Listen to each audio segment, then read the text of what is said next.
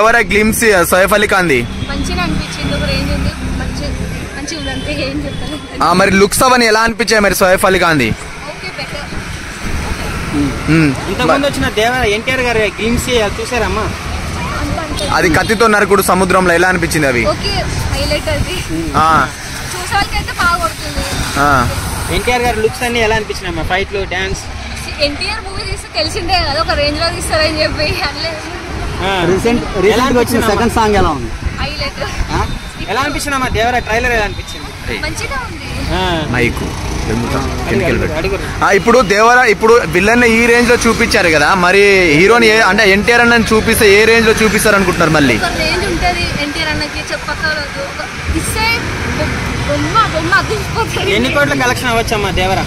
అది ఒక 5,000 కోట్లు అవుతుందా? అవ్వచ్చేమో మేబీ. అంటే బాహుబలి, కల్కి రికార్డ్స్ ఏమన్నా బ్యాక్గ్రౌండ్ మ్యూజిక్ ఎలా అనిపించింది మరి ఇప్పుడు చూసిన గ్లిమ్స్ లో? సూపర్ గా ఉందా?